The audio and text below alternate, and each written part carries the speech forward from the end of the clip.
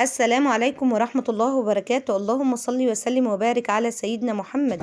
يا مساء الفل على عيونكم، ازيكم حبايب قلب؟ عاملين ايه؟ يا رب تكونوا بخير، يومكم كله خير وفرحة وبركة وسعادة. قبل ما نبتدي الفيديو ما تنسوناش باللايك، واللي ما اشتركش في القناة يا ريت يشرفني وينورني بالاشتراك وتعليق جميل منكم. ان شاء الله وصفتنا النهارده هتكون كيك البسكوت بدون بيض بقى ولا سمنة ولا زيت ولا اي حاجة، بمنتهى السهولة تعملي احلى قطع جاتوه زي ما انتم شايفين شكلها حلو جدا، تطلع معانا هايلة. نقول بسم الله والصلاة والسلام على أشرف خلق الله، وندخل على بركة الله نبتدي الفيديو. أول حاجة هيكون معانا حوالي 400 جرام من البسكوت السادة، أي نوعية بسكوت، ومعانا حليب، معانا نص كوباية سكر بودر، معانا 3 معالق كاكاو صغيرين، ومعانا كمان كيس كامل من الكيك شيف. بنبتدي نحط كل المقادير دي على بعض، اللي هي الكاكاو، البيكنج بودر اللي هو الكيك شيف، وكمان السكر البودر والكاكاو، ونقلب بقى كل الخليط ده مع بعضه. في الوقت ده طبعا قبل ما بنشتغل في اي حاجة فرننا ساخن على درجة حرارة 200، السلك في الرف اللي في النص. لما بندخلها يا جماعة متاخدش معانا بالظبط 20 دقيقة، تلت ساعة او ربع ساعة كمان، وهي بتكون مستوية، ما تزوديش عليها عشان ما تنشفش منك. هي بتطلع جميلة جدا، ومجرد ما تطلع بتروحي مغطيها على طول.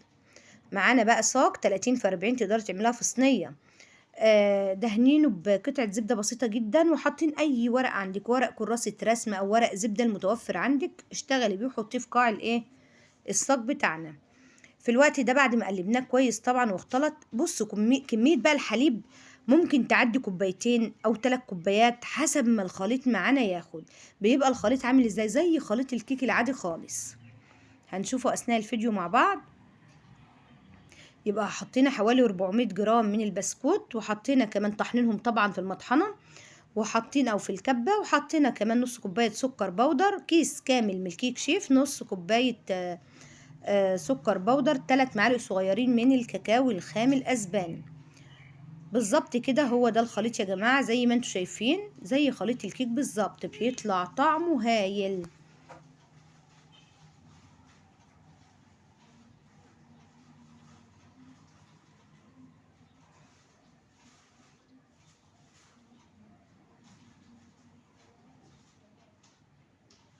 حلو جدا. بنحاول نحط بقى كل الخليط بتاعنا كده، وهو بيتفرد معانا بمنتهى السهولة بالاسباتيولا كده، شايفين بيتفرد معانا هايل، حلو جدا. ياخدش وقت خالص يا جماعة في الفرن.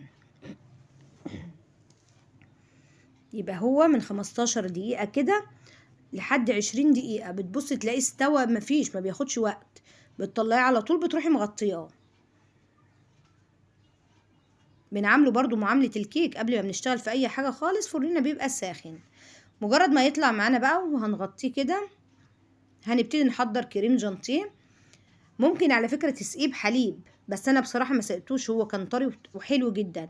حضرنا بقى حوالي نص كوباية من السكر من الكريم جانتيه الخام، عليهم معلقتين سكر، عليهم معلقتين باستري كريم، عليهم حوالي كوباية الا ربع كده من المية المثلجة، ضربتهم كويس مع بعض، وابتديت اعمل زي روزيتات من فوق كده كده. اساسا اهو هنظبطها بالاسباتيولا، بتفرديه باي طريقه تعجبك يعني، وبعد كده بتفرديه خالص بالاسباتيولا بتاعتنا، بنخليه يعني حته واحده، حاجه واحده اهو.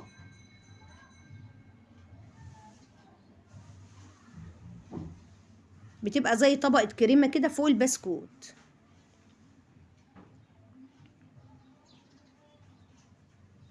ولو عندك اي بقى، بصوا، جناش شوكولاته، مثلا اللي هو جيلو الكراميل او جيلو شوكولاته او جيلو يعني بصي المتوفر عندك اشتغلي بيه، متوقفيش على حاجه.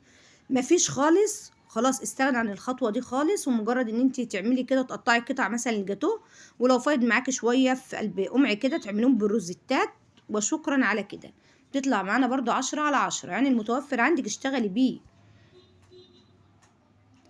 دي نوتيلا يا جماعه. طبعا النوتيلا بنحاول نخففها بمعلقتين زيت نوعية كويسة.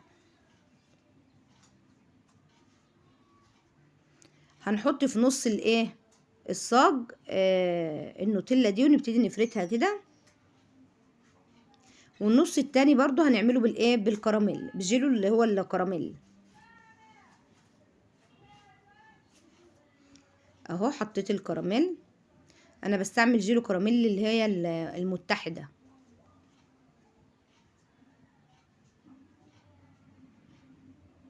فوق الكريمة البيضة كده بيديكي تشبيحة بتبقى شكلها حلو قوي. واحدة واحدة كده نفرده، هيتفرد معانا بمنتهى السهولة.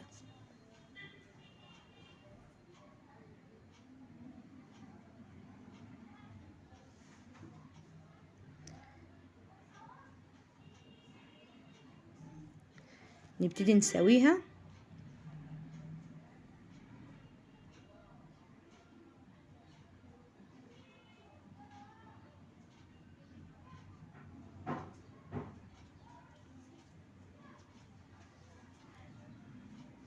لو عندك بقى بصي مثلا نوتيلا بيضة ولا حاجة برضو بتتخفف بالزيت. ونبتدي نعمل ايه زي خطوط كده فوق الايه نوتيلا الشوكولاتة، هنشوف مع بعض دلوقتي. بتدينا كده منظر حلو قوي اهو زي ما انتم شايفين. دي النوتيلا البيضة، شكل عشوائي كده بتعمليه فوق اللي هي بالشوكولاتة دي، بيطلع معانا حلو قوي. بتقطعيه بيبقى منظره حلو يعني.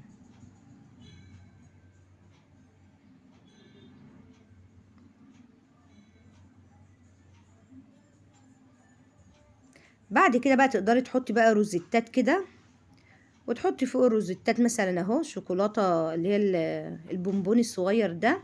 طالع معانا هايل 10/10. لو حاسة بقى انك استفدتي من الفيديو ما تنسينيش باللايك، وتشرفيني طبعا وتنوريني بالاشتراك في القناة، وتعليق جميل منكم، وتقولي ايه رأيكم في كيك البسكوت النهاردة. نشوفها بقى من جوه مع بعض. تحفة يا جماعة، طالعة معانا هايلة ولا أحلى من كده. بكده بقى خلصت وصفتنا. انتظروني بقى في وصفة جديدة وفيديو جديد، وأسيبكم على خير وأشوفكم على ألف خير، وأقول لكم السلام عليكم. دمتم في أمان الله ورعايته، مع ألف سلام.